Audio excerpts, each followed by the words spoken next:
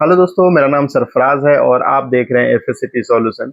अभी हमारे पास एक एसर का ट्रांसपाउंडर है। आज इसके बारे में देखेंगे डिटेल्स, ये क्या होता है, इसको क्यों लगाना चाहिए, इसे कर लगाने का क्या फायदा है। तो आइए देखते हैं इसको कैसे इंस्टॉल किया जाता है और इसमें क्या क्या चाहिए।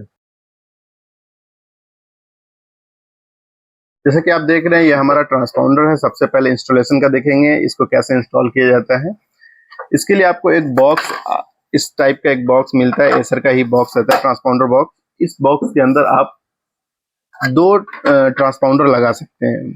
तो ये हमारा ट्रांसपाउंडर है, आप देख पा रहे होंगे। इस ट्रांसपाउंडर में बहुत सारा आपको जैक दिख रहा होगा।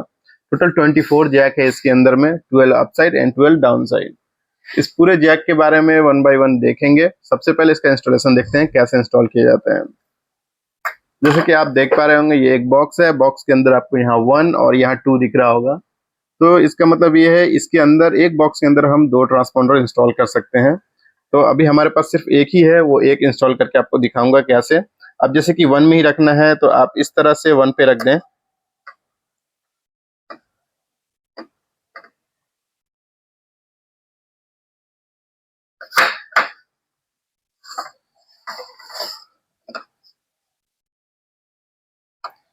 इस तरह से रखने के बाद आप थोड़ा प्रेस करें। प्रेस करने के बाद इसको इस तरह से इंस्टॉल कर सकते हैं। जैसे ही आपके पास दूसरा भी है तो आप यहाँ सेम प्लेस में दूसरा ही इंस्टॉल कर सकते हैं। इसको सेम निकालने के लिए थोड़ा स्लाइड करें, अप करके ऐसा निकाल सकते हैं। अभी सेम दूसरा लगाना है तो वो साइड इस तरह से लगाकर इसको स्लाइटली डाउन करके यहाँ थोड़ा देखिए, ये दो जैक है इसका।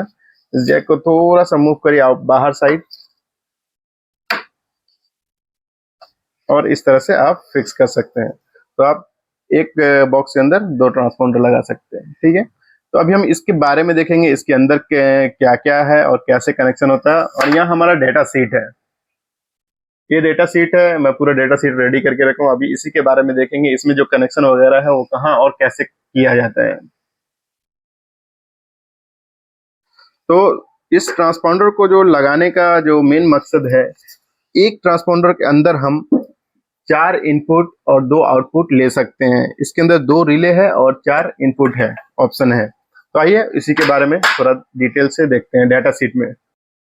जैसा कि आप यहाँ पे देख रहे हैं, हमारा ये डेटा शीट है। यहाँ पे एक ट्रांसपाउंडर एक ये दिख रहा है और आपको ये 2 ट्रांसपाउंडर दिख रहा है। और यहाँ एक लूप का आप देख रहे हैं, यहाँ लूप मॉड्यूल और ये पावर सप्लाई। ठीक है, आप इसमें देख रहे होंगे, आपको एक अलग लैंग्वेज भी दिख रहा होगा क्योंकि ये रोमानिया का मैन्युफैक्चरिंग है, इसलिए रोमानियन लैंग्वेज में भी लिखा रहता है और इंग्लिश में भी लिखा रहता है। ठीक है, आपको इंग्लिश वाला फॉलो करिए क्योंकि वो आपको रोमानियन समझ में नहीं आएगा। ठीक है, अभी देखिए, इस ट्रांसपाउंडर को चलाने के लिए जैसे दूसरा कोई डिवाइस वगैरह या मॉड्यूल होता है, सिर्फ उसको क्या करते हैं हम लोग, लूप से कनेक्ट कर देते हैं और वो लूप से चलने लगता है। लेकिन जो ये ट्रांसपाउंडर है, ट्रांसपाउंडर को चलाने के लिए आपको एक्सटर्नल 24 वोल्ट चाहिए होगा। तो इसलिए यहाँ पे 24 वोल्ट सप्लाई के लिए अलग से लिखा हुआ है। ठीक है, और ये लूप का। तो आइए इसके बारे में थोड़ा डिटेल से देखते हैं। अभी देखिए, इसके अंदर टोटल कितना पोर्ट है। यहाँ 1 से लेके 12 का पोर्ट आपको ऊपर की साइड दिख रहा होगा और नीचे 13 से लेके 24। तो इसके अंदर इतना पोर्ट क्यों है और क्यों लगाया गया, यहाँ आप देखिए कुछ जंपर वगैरह भी दिखेगा आपको, जैसे कि आपको मैं ट्रांसपाउंडर में दिखा देता हूँ।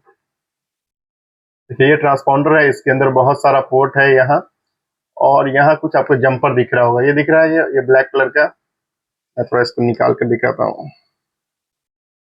जैसे ये जंपर है। ठीक है, तो इस तरह का जंपर वगैरह दिया हुआ है। ये जंपर किस काम के लिए, वो अभी सारा डिटेल्स में देखेंगे। ये जो आपको दिख रहा है X11, X12, X13, X14, X15, X16, ये पूरा इसके अंदर में जो जंपर है वो जंपर का है। ठीक है, अब देखिए, ये जंपर है टोटल। ये X11, ये X12, 13, 14, 15, 16, ये टोटल जंपर यहाँ पे है। तो जैसे कि आप यहाँ पे देख पा रहे होंगे, A plus, A minus, A plus, A minus, ये लूप का इन और लूप का आउट है। आप देखेंगे तो यहाँ जो A प्लस है, यहाँ जाकर 13 में, सॉरी 15 में लग रहा है। और ये A माइनस है, ये A माइनस जाके लग रहा है 13 में। ठीक है, तो ये जो पहला है 15 और 16। जो पॉजिटिव है ये तो हमेशा कॉमन ही रहता है। आप एसर का अगर कुछ भी डिवाइस लगा रहे होंगे तो आप देख रहे होंगे ये जो रेड पॉजिटिव है वो हमेशा एक साथ रहता है और जो निगेटिव वो सेपरेट रहता है। तो इसी को यहाँ पे सेम वैसे सेपरेट किया गया है। लूप इन लूप आउट का यहाँ पे 13 से 16 लूप इन लूप आउट का काम होता है। और आगे जो है 17 टू 24, मैं आपको पहले भी बताया था, इसके अंदर टोटल 4 इनपुट डिवाइसेस होते हैं। तो आप 4 तरह का सिग्नल इसमें इनपुट कर सकते हैं। जैसे कि आपके पास 4 दो जोन कंट्रोलर, 2 फ्लो स्विच है, यानी तो पूरा FM 200 का 4 सिग्नल चाहिए, फर्स्ट अलार्म, सेकेंड अलार्म और ट्रबल और डिस्चार्ज। तो आप यहाँ से एक ही ट्रांसपॉन्डर में चारों सिग्नल ले सकते हैं। ठीक है, तो यहाँ तक का काम हो गया। आप जैसा कि देख पा रहे हैं 17 और 18 एक सिग्नल, 19 20 दूसरा सिग्नल, 21 22 तीसरा और इसी तरह 23 24 चौथा। अभी आइए ऊपर के साइड में थोड़ा।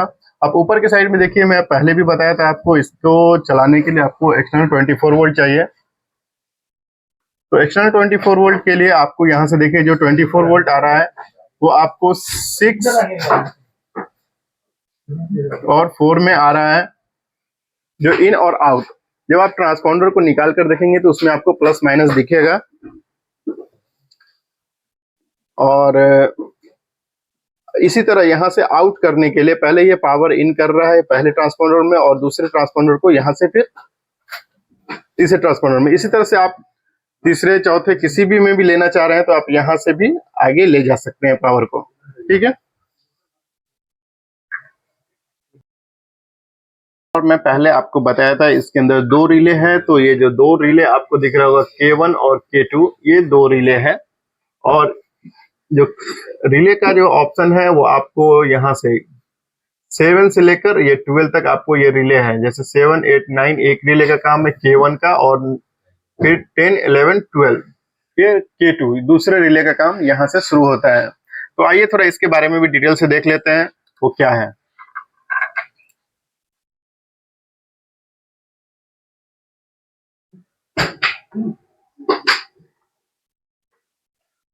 उस रिले के अंदर जैसे कि K1 और K2 है, आप देख रहे होंगे यहाँ K1 और K2।